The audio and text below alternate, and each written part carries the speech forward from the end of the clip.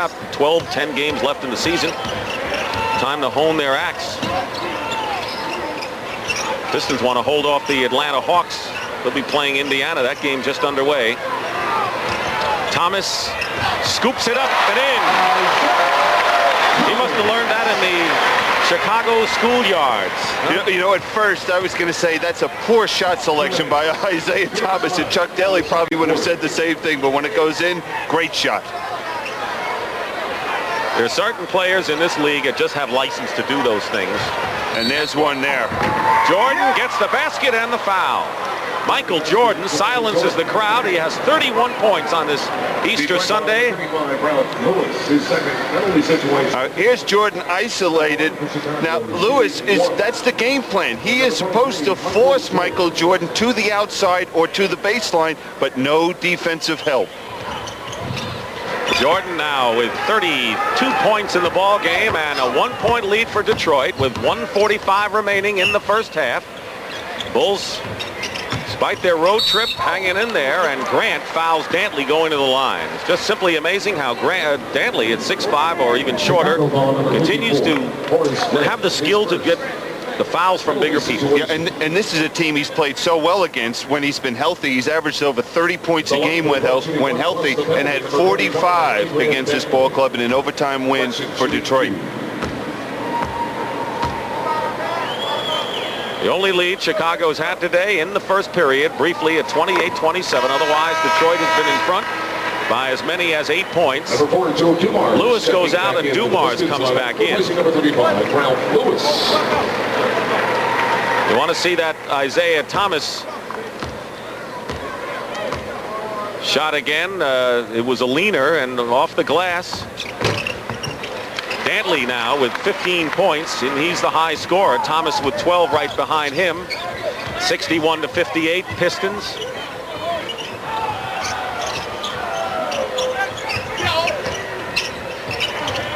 Jordan doubled with Dantley and Dumars. Good defense.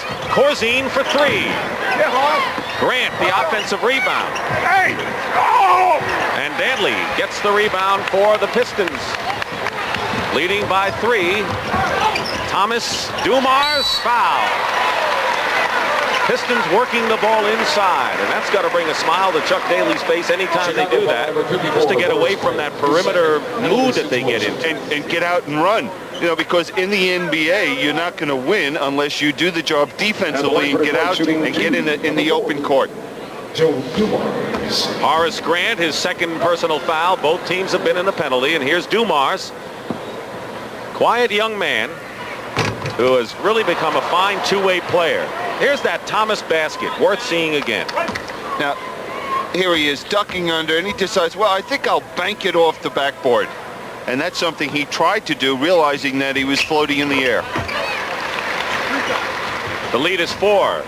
Nearly a minute remaining. Vincent with the ball. Bulls have looked for a lot of help for Jordan back there. They tried Paxson, Rory Sparrow, and now Vincent may have found the right man. As Vincent hits the shot, and it's a 62-60 game. Under a minute to go in the first. Score is kind of high, though. The first 2 games these teams played were high-scoring affairs, both win in overtime. The last 3 have been low-scoring games.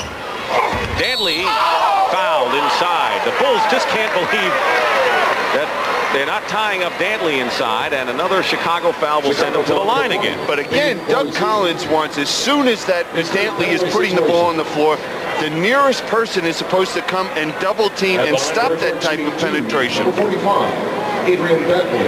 So Dantley's on the line. He's 7 of 8 from the stripe. Corzine with 3. Sellers also has 3 for Chicago. Bill Laimbeer is the only Piston with 3 fouls. Misses the first free throw, and Brad Sellers comes back in the game. No question the Central Division has been the power division in the NBA. All 6 teams could make the playoffs. The Midwest is second. Atlantic and Pacific follow. It's been basically all Boston in the Atlantic, and surprised that the Pacific is that down because of the weakness at the other end, because Portland really has played had an outstanding year. With all the injuries they've been able to overcome. 3-point game with 17 on the shot clock and a foul away from the ball. And the Bulls will go to the line. Sally with his second foul. Well, there's been a lot of reaching and grabbing out here defensively. We haven't seen the players really moving their feet, and that's the way you play defense. Moving your feet, beating your man to the position, not grabbing. Coming up next, it'll be Louisiana Tech and Auburn in the Women's National Championship. Yesterday, we had the men's semifinals, and tomorrow night, it'll be Kansas and Oklahoma in an all Big 8 affair in Kansas City, 9 o'clock Eastern, for the NCAA title. And I know all of these guys will be watching. Who won't? 63-61, Pistons with a lead. They have 16 on the shot clock, so a differential of 12 seconds on the game clock and shot clock. Dumars slices in, gets the basket, and draws the foul. All keyed by the excellent pass by Mahorn, finding Dumars on the weak side where zone traps are vulnerable. And the foul is on Brad Sellers, his 4th personal foul. Just because Daly has Mahorn and Dantley back and starting doesn't mean that the Pistons automatically roll today. As Paxson comes in, they've got to get adjusted again, don't they? That's what happens when injuries. And you look at the Lakers, for example. They've gone through a long stretch without Magic Johnson. That when he comes back, they're going to have to get accustomed to each other. Get used to getting out and running with the Magic Johnson. Same thing with Mahorn and Dantley. They have to get used to each other on the court. You saw Ralph Lewis come in for Dantley, and that's because the Pistons want a better defensive man. In the final 24 seconds, the shot clock will be off. Sellers to the bench with 4. And that's the thing that Chuck Daly has to be most concerned with going in at halftime. What do we do about Michael Jordan? Do we double team him, or do we have a philosophy that one player is not going to beat us? Let's hold the other players down. Jordan with 32 points. He's at the low post right now. He checked the clock. He's got the ball with 10. Jordan has to pass it off. Paxson with 7 seconds hits the shot. And it's a 66-63 game, and pressure by the Bulls. 5 seconds to go. And a whistle. And a 20-second timeout called by Chuck Daly. And a smart move because he knew the Pistons may not have gotten the shot off with the trap. And wants to make sure they get the shot. He wants them to take. Now, a great player has the ability to make his teammates better. And that's what Michael Jordan does right here on that play, finding John Paxson open for the jump shot. 3 seconds to go in the first half. Dantley does not come back in the ball game. What Chuck Daly would like to do is get the ball into Isaiah Thomas's hands, spread the court, allow him to penetrate, either shoot it himself or find one of his teammates for the open jump shot.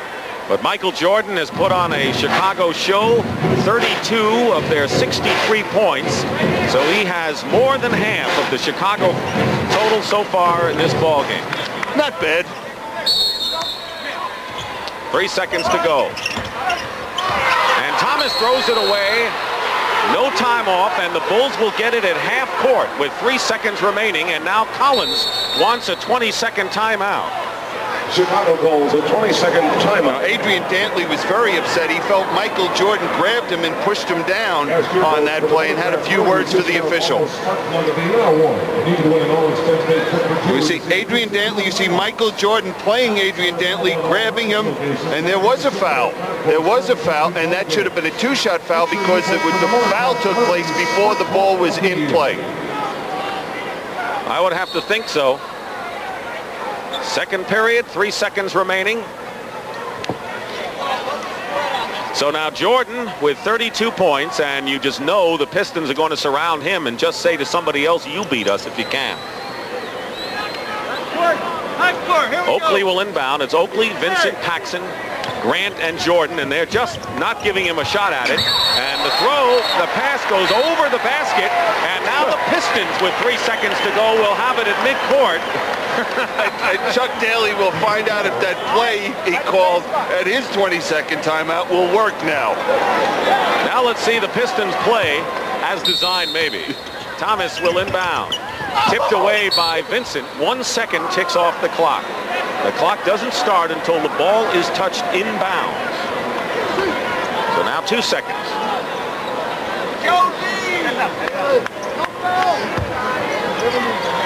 Thomas looking. No one's free. They go up to Sally.